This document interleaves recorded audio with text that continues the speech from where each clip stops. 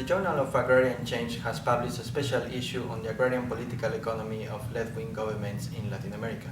Dr. Leandro Vergara-Camus, one of the editors of this special issue, will share more details about it. This special issue is a timely contribution to a larger debate in the region concerning the end of the political cycle of these governments.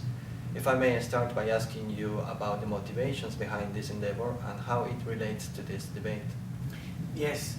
Well, this cycle of left-wing politics sort of starts in the 1990s with several indigenous and peasant movement in Bolivia, Ecuador, in Brazil, mobilizing against neoliberal governments, sometimes bringing them down, changing governments, and then by the mid-2000s you have several left-wing politicians and political parties that come to power.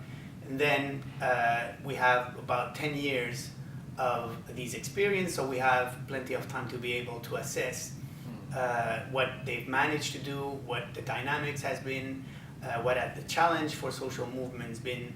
So the issue looks at several cases. It looks at Argentina, it looks at Bolivia, looks at Ecuador, Brazil, Nicaragua, Paraguay, and Venezuela.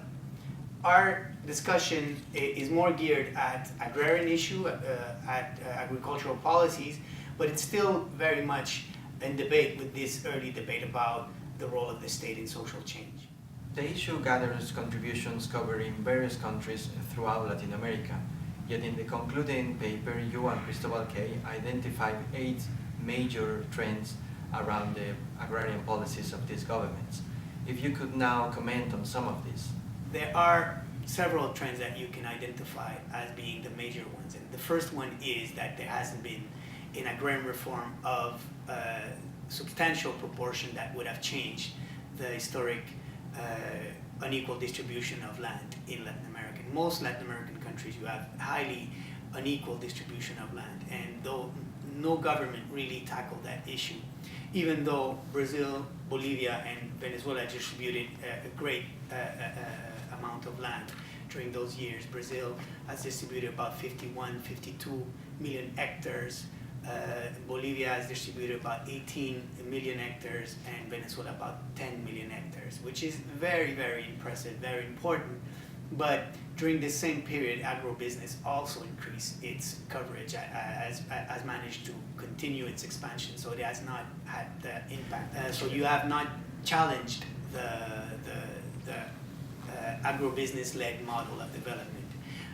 There has been some important achievement in terms of increased support for family producer and peasant producer in terms of credits, in terms of infrastructure. A lot of policy have tried to link these producers with the commodity chains that are dominated by agribusiness, for example, in soya. One thing that really stands out is policies that have improved the working and living condition of rural labor. So you've had a formalization of the labor market, you've had an increase in minimum wage, we've also seen all different types of cash transfer payments that go to the rural poor, and all that has contributed to help improve the living and working condition of the rural poor. As noted in the introduction to the issue, the state often fails to receive enough attention within the field of agrarian studies, so the analysis of its role is clearly another important contribution. What can be said about the role of the state under these governments, and in particular in contrast to the neoliberal period of the 1980s and 90s? The state has always been involved in agriculture, directly or indirectly in Latin America. If you think of the main institution that protects private property rights is the state.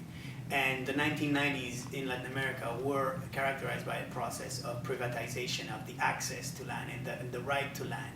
So the neoliberal governments were really involved into trying to privatize land, and the social movement were actually responding to that.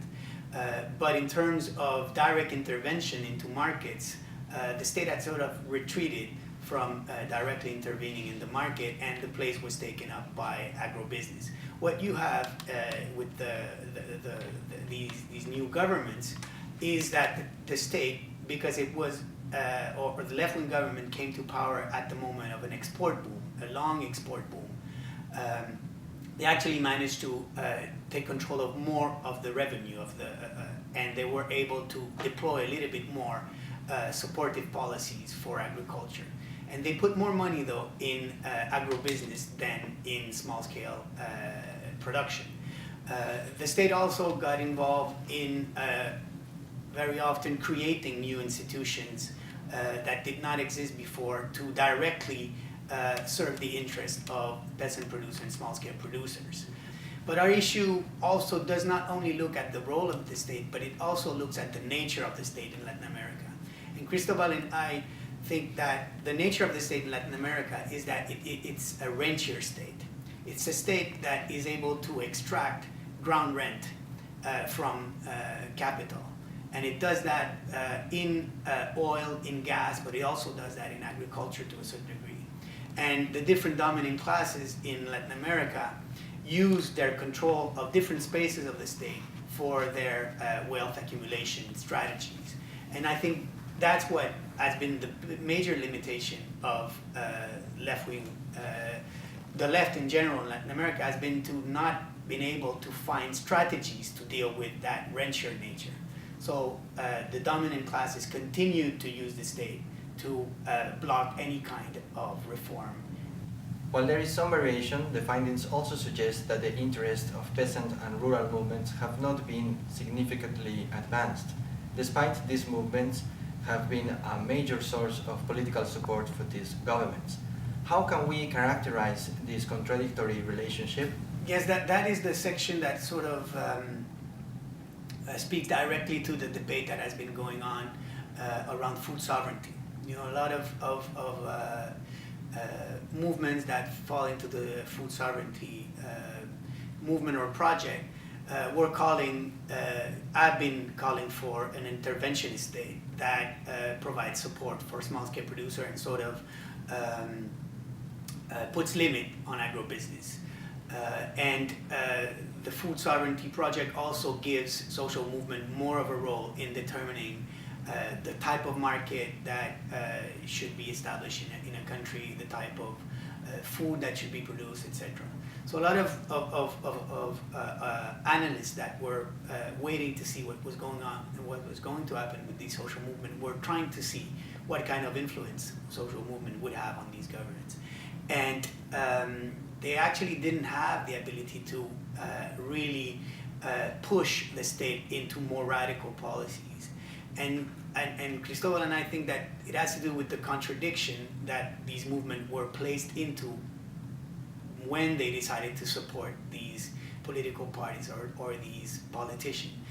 In some cases, for example, in Ecuador, the movements were already in a decline when Correa took power. In other places, Bolivia, for example, the movement were still very strong when Evo Morales took power.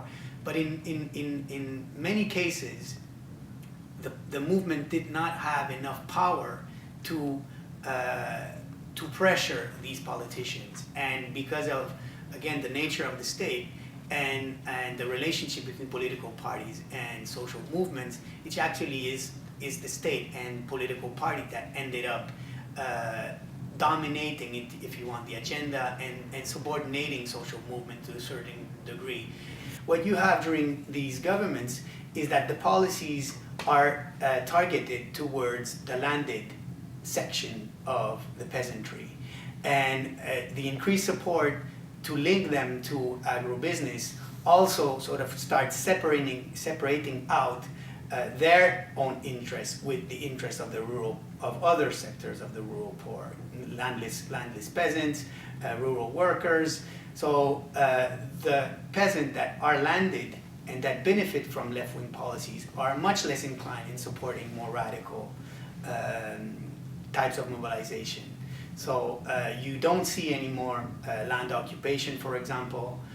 In some cases, you see rural unions supporting agribusiness because their interest in terms of job creation is linked to agribusiness. So that the policies of left-wing government actually increased peasant differentiation and made it more difficult for class unity. At the same time, the state, with its clientelistic policies, also went directly, if you want, established direct relationship with the grassroots membership of these movements, cutting the link between leaderships of the movement and their grassroots.